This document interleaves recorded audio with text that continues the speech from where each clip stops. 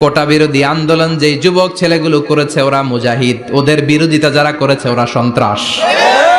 নিরাপদ সড়ক চাই আন্দোলন যে ছেলেগুলো করেছে এক একটা মুজাহিদের বাচ্চা, ওদের বিরোধিতা যারা করেছে এক একটা কুখ্যাত সন্ত্রাস।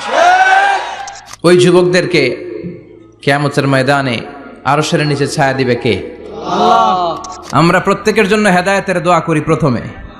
আর যদি হেদায়েত নসিবে না থাকে, কারুন, সাদ্দাত, নমরুদ আর ফেরাউনের যে দশা হয়েছে, বাংলার জমিনের ইসলাম বিরোধী এই বেহায়াদের ওই দশা আল্লাহ তুমি করে দাও। আমি কখনো হারি না, আমি হয় জিতি নয় শিখি, এরকম একটা অ্যাটিটিউড রাখবেন যে শিখতে আমাকে হবেই, কিন্তু হেরে যাব না আমরা। চিল্লায় বলেন ঠিক কিনা? কষ্ট যখন পাবেন, অসুস্থ যখন হবেন, ওইখানেও আনন্দ করবেন, কারণ সামনে আরাম আসতেছে। সুবহানাল্লাহ পড়েন। মুমিনের হারাবার কিছু নাই, দুঃখ পাওয়ার কিছু নাই।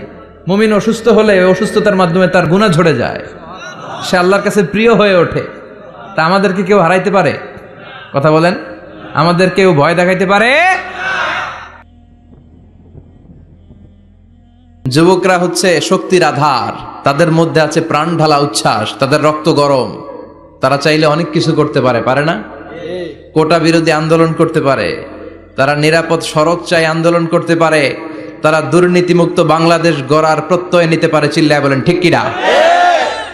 এজন্য যুবকরা যদি জাগে, ভালো থাকবে বাংলাদেশ। যুবকরা যদি ইসলামের পক্ষে কাজ করে, বাংলাদেশটার রহমত আর বরকত দিয়ে সমৃদ্ধ করে দিবে কে? আল্লাহ। যুবকদেরকে শেষ করে দিয়েছে নোংরা ছাত্র রাজনীতি। আছে না নাই? টেন্ডারবাজি, চাঁদাবাজি, রাজনৈতিক দলগুলো এই যুবকদেরকে দিয়ে এই কাজগুলো করায়। ওনারা কিন্তু মাঠে নামে না। চিল্লায় বলেন। এই যে নির্বাচন পূর্ব সহিংসতা, এইখানে গাড়ি ভাঙচুর, ওইখানে জ্বালাও পোড়াও, এখানে আগুন দাও, ওইখানে সন্ত্রাসবাদ, এগুলো সব যুবকদেরকে দিয়ে করানো হয়।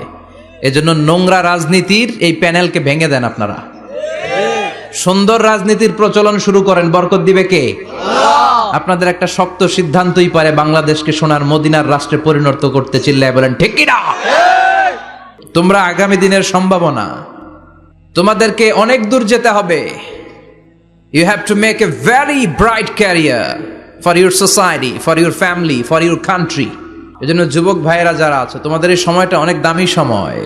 কিয়ামতের দিন 7 শ্রেণীর লোককে আল্লাহ তাআলা তার আরশের নিচে ছায়া দিবে। এর মধ্যে এক শ্রেণীর মানুষ হচ্ছে শাবুন নাশাআ ফি ইবাদাতিল্লাহ, ওই যুবক যারা ইবাদতে সময় কাটিয়েছে, যারা তাদের অবসর সময়টা হিন্দি সিনেমা দেখে নাই, জি বাংলা দেখে নাই, স্টার জলসা দেখে নাই, রুব্বানে নাচে কোমর দুলায়া, এগুলা দেখে নাই। তারা তাদের সময়টা আল্লাহর ইবাদতে কাজে লাগিয়েছে। ওই যুবকদেরকে কিয়ামতের ময়দানে আরশের নিচে ছায়া দিবে কে? আল্লাহ। অনেক যুবক আসছে আজকে, আলহামদুলিল্লাহ।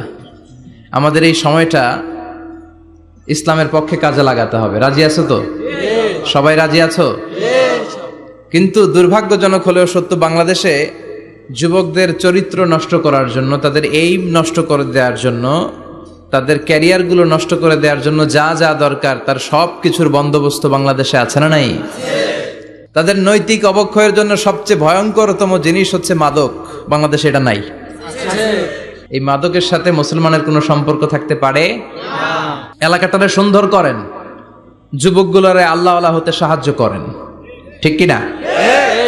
ফেরাউনের মতো এত কুখ্যাত ইন্টারন্যাশনাল সন্ত্রাসী, এই সন্ত্রাসীটাও খেয়াল রাখবেন, নবীদের সাথে যারা বিরোধিতা করেছে তারা সন্ত্রাস, আর নবীরা ছিল মুজাহিদ। চিল্লায় বলেন ঠিক কিনা? তার মানে বিশ্বনবী ছিলেন মুজাহিদ। এবার সন্ত্রাসীটার নাম বলেন, আবু জাহেল। মুসা আলাইহিস সালাম ছিলেন মুজাহিদ, তাহলে সন্ত্রাসটার নাম বলেন। ইব্রাহিম আলাইহিস সালাম ছিলেন মুজাহিদ, তাহলে সন্ত্রাসটার নাম বলেন। তার মানে হকের পক্ষে যারা, তারা সবাই মুজাহিদ, আমরাও মুজাহিদ। চিল্লায় বলেন ঠিক কিনা? কল্যাণের কথা যারা বলে তারা মুজাহিদ, অন্যায়ের দিকে যারা ডাকে তারা সন্ত্রাস। কোটা বিরোধী আন্দোলন যেই যুবক ছেলেগুলো করেছে ওরা মুজাহিদ, ওদের বিরোধিতা যারা করেছে ওরা সন্ত্রাস। নিরাপদ সড়ক চাই আন্দোলন যে ছেলেগুলো করেছে এক একটা মুজাহিদের বাচ্চা, ওদের বিরোধিতা যারা করেছে এক একটা কুখ্যাত সন্ত্রাস।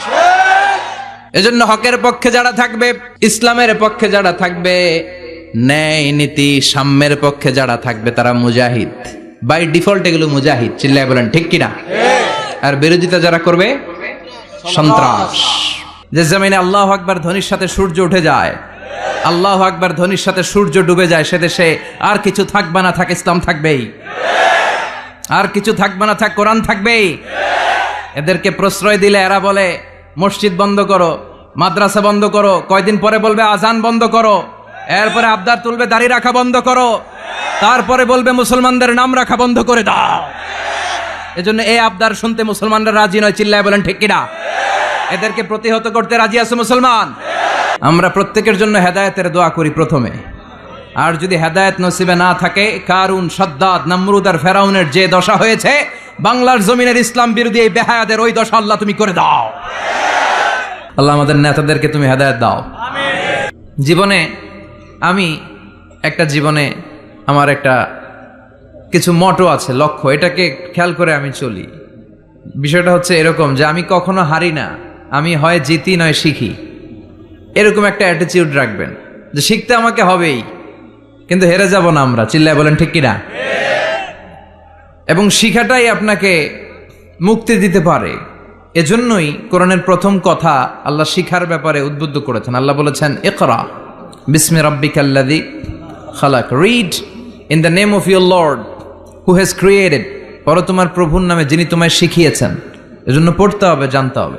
দুঃখের পরে আছে সুখ, তাই তো, আসলেই তো দুঃখের পরে সুখ। এজন্য কষ্ট যখন পাবেন, অসুস্থ যখন হবেন, ওইখানেও আনন্দ করবেন, কারণ সামনে আরাম আসতেছে। সুবহানাল্লাহ পড়েন। মুমিনের হারাবার কিছু নাই, দুঃখ পাওয়ার কিছু নাই। মুমিন অসুস্থ হলে অসুস্থতার মাধ্যমে তার গুনাহ ঝরে যায়, সে আল্লাহর কাছে প্রিয় হয়ে ওঠে। তা আমাদেরকে কেউ হারাইতে পারে? কথা বলেন। আমাদের কেউ ভয় দেখাইতে পারে? নিরাশ হবেন না, হতাশ হবেন না, হাল ছাড়বেন না, ভরসা রাখবেন কার উপর? মুমিনরা নিরাশ হয়, হতাশ হয়, হাল ছাড়ে নাকি ভরসা রাখে? কার উপর ভরসা? কার উপর? না নৌকার উপর? ধানের শীষ, নাঙ্গল, হাত পাখা, দাড়িপাল্লা, ভরসা থাকবে একজনের উপর। চিল্লায় বলেন তিনি কে? Never be sad, never lose hope. Every time you feel like you cannot go on, you feel so lost that you are so alone.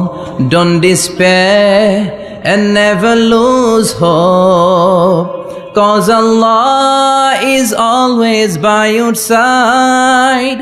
Insha'Allah, Insha'Allah, Insha'Allah, you'll find your way. Insha'Allah, Insha'Allah, you'll find the way. ঠিক কি না? কি সুন্দর নসিব। Never lose hope, you will find your way. তুমি তোমার পথ খুঁজে পাবে। আমাদেরকে পথ দেখায় কে? আল্লাহ। এজন্য সূরাতুদ দুহার কেন্দ্রীয় আলোচ্য বিষয় হচ্ছে হতাশ হওয়া যাবে না, নিরাশ হওয়া যাবে না, হাল ছাড়া যাবে না, ভরসা রাখতে হবে একজনের উপরে। চিৎকার করে বলেন তিনি কে? আল্লাহ।